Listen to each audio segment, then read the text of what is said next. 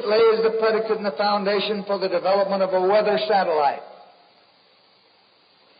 that will permit man to determine the world's cloud layer and ultimately to control the weather, and he who controls the weather will control the world. There are many known ways to control the weather, and the best way to steer it seems to be with the NEXRAD Doppler Weather Radar Network. The circular blue flashes seen in this video are frequency transmissions from the NEXRAD network of transmitter installations. The brighter the blue flash from a frequency transmission installation, the more pronounced and powerful the repelling effect on any air mass or storm in the vicinity will be. Where there are no blue flashes, there is no transmission, thus no repelling effect, thus no resistance for a migrating storm. Translation: a migrating storm will be hindered from moving toward frequency transmissions and will easily migrate in a direction with no transmissions. So again, I ask, was Hurricane Helene's path and behavior just an act of nature, or was it engineered? Whatever happened during Hurricane Helene, our own government is actively killing the victims of the flooding. We're in Nashville, and I saw 2 Air Force helicopter 60s, and I knew they were PJs just looking at them. And I went up to them, I'm like, hey guys, like, what are y'all doing?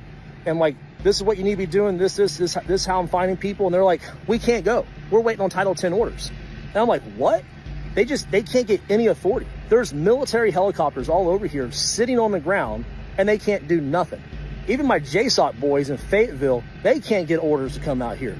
It is just the most disgusting thing, and they're killing these people. And I don't know why they're doing it. I don't know what kind of conspiracy. I've heard so many things, whatever you want to come up with, but they are literally allowing these people to fucking die in the mountains right now because we can't get helicopters.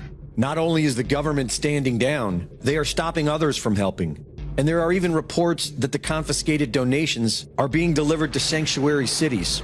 So I'm here in Boone, North Carolina. I'm at the staging area. I volunteered myself and my canines to come up and do some search and rescue efforts. Obviously, you see all my equipment. So we've been told to just turn around and go the opposite direction, because what they're doing is they're confiscating everything. Like, they would confiscate all of my gear, my car, my dogs, like literally everything. There are some people who have been tracking these FEMA agents and what they do with these supplies after. And these are people that are directly associated with the group that I'm volunteering with. And essentially what they're doing is they're taking these supplies to sanctuary areas for illegal migrants and giving it all to them. An unmarked black helicopter was caught on camera deliberately causing thousands of dollars of damage to a donation and support center. The government is no longer trying to hide. They are now killing us out in the open. And the radical Marxists working at FEMA are not really concerned with most of the people. LGBTQIA people and people who have been disadvantaged already are struggling. They already have their own things to deal with. So you add a disaster on top of that, it's just compounding on itself. You know, the shift that we're seeing right now is a shift in emergency management from utilitarian principles where everything is designed for the greatest good for the greatest amount of people to disaster equity. We the people point out that they are killing us, and they complain that it's hurtful. What kind of impact has this had on the recovery effort?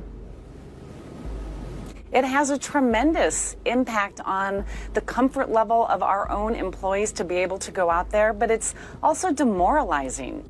Right after the government says they don't have enough money for the American people stricken by the floods, and that another storm is coming, they announce another $157 million to the people of Lebanon.